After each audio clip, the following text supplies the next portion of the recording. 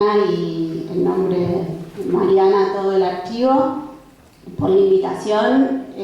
Feliz cumple a todos los que festejan hoy su día, el Archivo General de la Nación.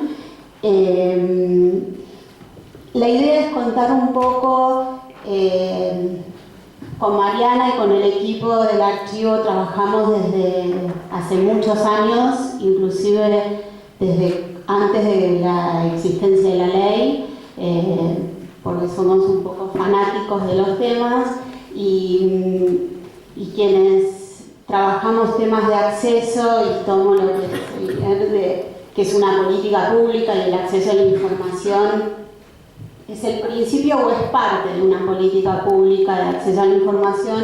Entendemos el rol del archivo para poder que esta política pública que se lanza con una ley de acceso pueda ser efectivamente implementada de forma correcta. Entonces, trabajamos desde hace mucho tiempo con el equipo del archivo, con Mariana, pensando cómo interactuar, cómo potenciarnos, cómo hacer que esta nueva agencia de acceso a la información coordine tareas con el archivo para garantizar el efectivo ejercicio del derecho de acceso. Estos son un poco los temas que toca la presentación. En algunos voy a ir más rápido que en otros, un poco para dar un contexto. Bueno, en esto decía cuando hablamos con Mariana de qué estaría bueno que la agencia contara.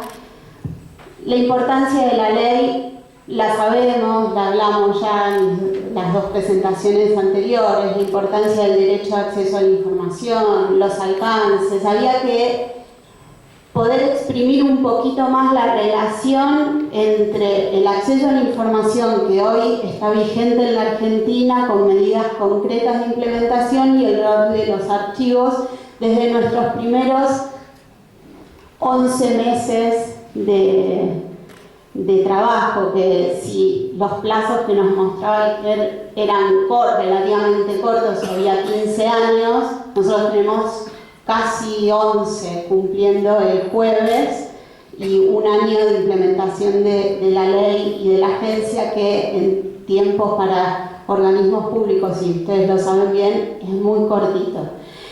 Entonces la idea un poco es avanzar en el derecho a acceso a la información. Está garantizado hoy en la Argentina a través de la ley 27275, es una ley que saldó una deuda de más de 15 años en la Argentina, en el sentido de que hubo durante 15 años debates parlamentarios en el Congreso y no se lograba sancionar, y cuando nos mostraba el gráfico de cómo avanzaba, nosotros podríamos haber estado 2002-2003 y terminamos en los últimos de la región, pero bueno, finalmente llegamos. Y esta tardanza, si bien nos evitó o no nos permitió de forma más sencilla ejercer el derecho a acceso a la información, sí nos permite que nuestra ley incorpore muchos de los aprendizajes de otras normativas y de otras implementaciones, así que no hay mal que por bien no venga, y tomamos muchos estándares internacionales de prácticas concretas que la ley refleja y que la agencia permite tomar también buenas prácticas de otros órganos garantes.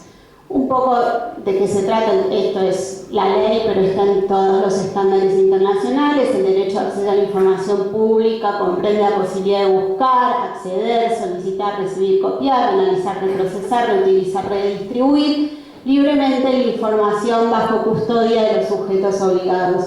Cuando nosotros implementamos la norma, hay muchas palabras que son claves en esta definición, por ejemplo, que esté bajo custodia, porque entonces ya si lo tiene un organismo público se presume pública, con lo cual ha habido casos donde nos piden sobres que tiene un organismo público que contienen una declaración jurada, que entonces está bajo custodia del Estado, pero ¿qué es lo público? Si el sobre o el contenido del sobre. Bueno, implementar una norma implica bajar a tierra un montón de términos que son lindos y que están bien, pero después hay que interpretarlos y aplicarlos de la mejor forma posible.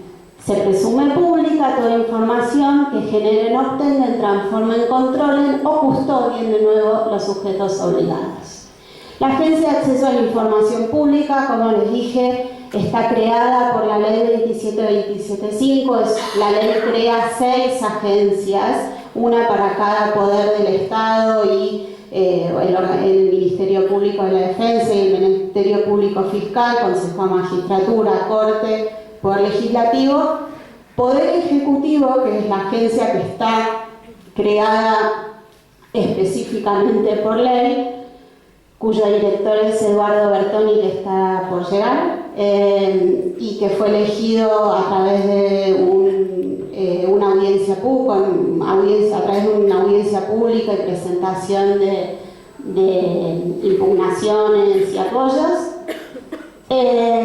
Y es para todos los organismos del Poder Ejecutivo, Administración Pública Central descentralizada y todos los demás sujetos obligados que abarca la ley, que no hicimos todavía la cuenta de cuántos son, pero es exponencial, porque es todas las empresas privadas que reciban fondo público, todas las organizaciones de sociedad civil que reciban fondos públicos, con lo cual ahí, cuando decimos, bueno, vamos a empezar a mapear a los sujetos obligados, decimos, bueno, mejor no mapeemos a la administración central, obvio, a los descentralizados, que son un montón, a las empresas públicas, las empresas con participación estatal mayoritaria, mapeemos a los partidos políticos. Fue un desafío porque hay muchísimos a nivel provincial que reciben fondos nacionales. Y después bueno, y actuemos después a demanda, porque es muy difícil, que reciben fondos públicos hoy, que recibieron fondos públicos el año pasado, que recibieron fondos públicos hace 10 años, pero la información de hace 10 años es pública. Con lo cual, ya vamos a llegar a ver si tenemos 68.000, pero por ahora no tenemos el dato. La agencia es el órgano garante de todo este universo. Desde que se implementó la Ley de Acceso a la Información el 29 de septiembre del 2017, se presentaron en el Poder Ejecutivo Nacional 2.500 solicitudes de acceso a la información pública. Esto casi para fin de año va a duplicar en nuestras proyecciones la cantidad de solicitudes que se presentaron en el Poder Ejecutivo, por lo menos desde que se implementó el sistema de gestión electrónica, que es de donde podemos sacar un dato más fidedigno y confiable, porque el otro si no depende de cómo contaban los organismos sus solicitudes. Es un montón de pedidos de información, no se ven los números, pero la proyección muestra cómo está creciendo. Hoy estamos acá. Tenemos 354 solicitudes y lo que muestra es en nuestras proyecciones cómo está creciendo la curva de solicitudes de información pública. Esto lo que muestra primero es que la ciudadanía pide información y esté interesada en la información que tiene el Estado y tienen los sujetos obligados. Pero también implica un desafío para los organismos públicos. Cuando Guadalupe decía, bueno, no podemos ir a decir y a capacitar sobre el acceso a la información y que existen normativas y no están implementadas porque genera frustración y rechazo y falta de respuesta. Para nosotros es un desafío trabajar con los organismos públicos, que muchos están acá que hemos trabajado, para capacitar los mecanismos, los procesos para poder responder las solicitudes. De estas solicitudes, el 7% termina en un reclamo ante la agencia, un reclamo por silencio, un reclamo por la respuesta incompleta, un reclamo porque no están conformes con la respuesta o con la denegatoria. Esto no quiere decir que solo el 7% está mal respondido. Esto quiere decir que el 7% viene a la agencia. La ciudadanía puede no querer seguir el reclamo administrativo, puede ir a la justicia, puede creer que está bien respondido, puede decir, bueno, listo, ya hice el intento y no me dieron la información, ya está. Esto es el 7% que sigue el trámite. Y ahora llegamos a la frutilla del postre. Archivo y presentación y preservación de los documentos. Gran parte, ya fue dicho en la primera presentación, la importancia del archivo en una política de acceso a la información pública. Sin archivo es muy probable que muchos, sin un correcto proceso de conservación, preservación y guarda de la información, es muy difícil que muchas de las solicitudes de acceso a la información puedan ser respondidas y es muy difícil que desde el órgano garante, cuando obligamos a entregar la información, la puedan entregar. Nosotros muchas veces decimos, bueno, y si no está la información, le decimos, bueno, désela igual. No, pero miren, no está. Y, bueno, pero hay que darla. Entonces, obviamente, la forma en que se guardan y se conservan y se preservan la información que produce el Estado, que guarda el Estado, es esencial en una política de acceso a la información pública. Somos como los dos extremos de una misma cadena donde empieza la producción de información y cómo se archiva y se conserva y termina en cómo se pide y se solicita la información. Acá nosotros cuando empezamos a trabajar, empezamos a buscar jurisprudencia internacional en distintos temas para resolver solicitudes de acceso a la información.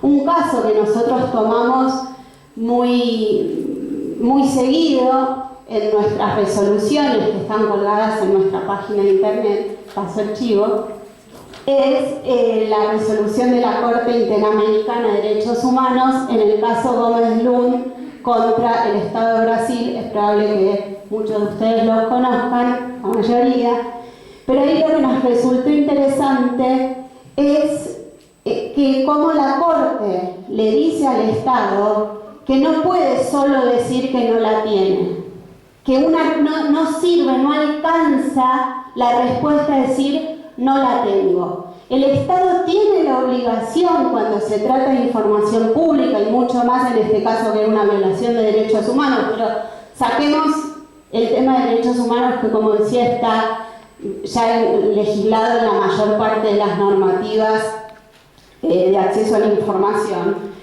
que en ningún caso una respuesta puede ser por parte de los organismos públicos no tengo la información. El Estado tiene que demostrar que hizo todos los esfuerzos para buscar la información o, si puede, para reconstruir esa información. Entonces, cuando a nosotros muchos organismos nos dicen, bueno, no, mirá, no la tengo, bueno, pero mostrame con hechos demostrable, valga la redundancia, de que hiciste todos los esfuerzos para buscar la información o reconstruirla o armar algo cercano a lo que se está pidiendo.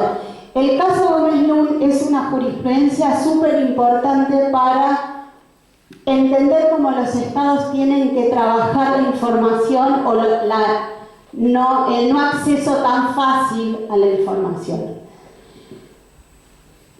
A principio de trabajo de la agencia, febrero, tuvimos un reclamo en la agencia porque una persona había solicitado a la Cancillería información vinculada, en el caso de Eichmann, a cables que habían habían circulado entre los estados y que estaban en una embajada.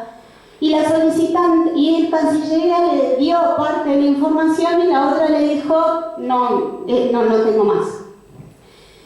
Y esta persona decía, yo sé que existen los cables. Y Cancillería decía, pero yo no los tengo. Mostraron comunicaciones con la embajada. No los tengo, no, pero yo sé que existen. Bueno, mostrámelos, no los tengo, a mí me dijeron que existen. Y Cancillería le dio a esta persona y nos demostró a nosotros cuando vino el reclamo, porque nosotros dijimos, bueno, a ver, no me podés decir, citando el caso Gómez Lund, que la información no existe. Demostrame que hiciste todos los esfuerzos para llegar a la conclusión de que no existe la información. Entonces, Cancillería nos muestra, nos presenta en su descargo y lo que le presentó a la solicitante partes de los cables que encontraron por esta comunicación con la embajada y las comunicaciones con la embajada. Esto es de 1960, ¿sí? Entonces, le presentan esto, de nuevo lo dijimos usted, a vuestra excelencia, con el fin de acusar recibo de las siguientes circulares, áreas recibidas en esta sección consular, Le muestran esto y después le dan esto, telegrama cifrado. Le muestran que la carátula existe, pero no está el telegrama.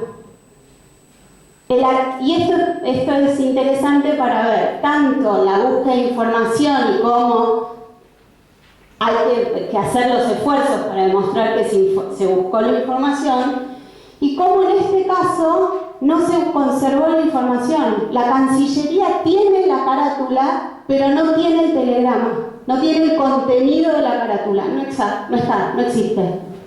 Nos dice, sí, estaba, pero no lo tenemos, no existe acá, no existe en la embajada, no existe, no lo podemos encontrar, no se guardó, no se conservó.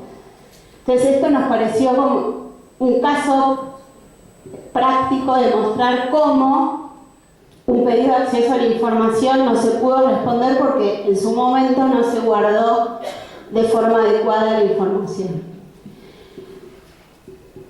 Otro tema que ustedes deben tener y deben tener opiniones sobre esto. Y es nuestro trabajo vincularnos con estas dos situaciones. Hoy, como ustedes saben, conviven dos mecanismos de gestión documental. Desde 2015 se implementó el Sistema de Gestión Documental Electrónica, GD, y además están el Archivo General de Memoria, el General de la Nación, los archivos de cada ministerio, archivos organizacionales. Y nosotros intervenimos con ambos sistemas. Lo que nos permite el GEDE es que hoy toda la trata de acceso a la información, todas las solicitudes de información se tramitan por el mismo sistema de gestión electrónica. Todas las del Poder Ejecutivo Nacional y algunos organismos descentralizados, no todas. Y a partir de mayo se empezó el trámite a distancia que permite seguir los expedientes de acceso para nosotros y para los propios solicitantes. Este gráfico que vemos acá, que es estéticamente lindo, pero explica muchas cosas también. Los círculos son los distintos ministerios y organismos. Pensemos Administración Pública Central, que es lo que tiene el GDE. Esto permite sacarlo del sistema de expediente electrónico. Son los distintos organismos. Cómo actúan y la cercanía es la cercanía en su actuación, cómo conversan los organismos y las oficinas dentro de los organismos. Los círculos más grandes son el sistema de GEDE, los archivos, el Archivo General de la Nación y los archivos de los organismos, Y el negro es el Ministerio del Interior porque hasta este año, hasta principios de este año, todo el sistema de trata electrónica de pedidos a distancia iba a interior. Entonces el sistema lo larga. Lo interesante de ver acá es la dimensión de los archivos y cómo se van acercando los organismos y la cantidad de conexiones que hay con los dos sistemas de archivos que hoy tiene la Argentina. O los dos sistemas de gestión documental, perdón si uso palabras que están mal aplicadas, los dos sistemas de gestión de información. Esta es parte de la misma, pero muestra los tres sistemas de gestión, olvidémonos interior, estos dos, GD y archivo, y los colores rosa, que algunos son más intensos, por ejemplo este es más intenso que ese, muestra las áreas que se conectan con los archivos en los distintos organismos. Entonces, por ejemplo, los grises no tienen conexión con los organismos, con los archivos, perdón. Los rosas más fuertes son las áreas más activas en conexión con los distintos sistemas de gestión. Y lo que vemos nosotros es que cuando empezamos a indagar un poco más, quienes son los que se conectan con las áreas de gestión documental centralizadas, sea electrónica o el archivo, son las mesas de entradas de los organismos o los responsables de acceso a la información pública que cada organismo nombra para vincularse con la agencia. No cualquier oficina en general se vincula con el archivo, con el GD en el tema de mandar a guarda o sacar de guarda, en ese sentido se vinculan con el GD, sino que son los responsables de acceso y los archivos. Tengamos en cuenta esto y esta centralidad que toman los sistemas de gestión para los resultados de esto. A principio de año hicimos una encuesta coordinada con Mariana, que nos pasó en realidad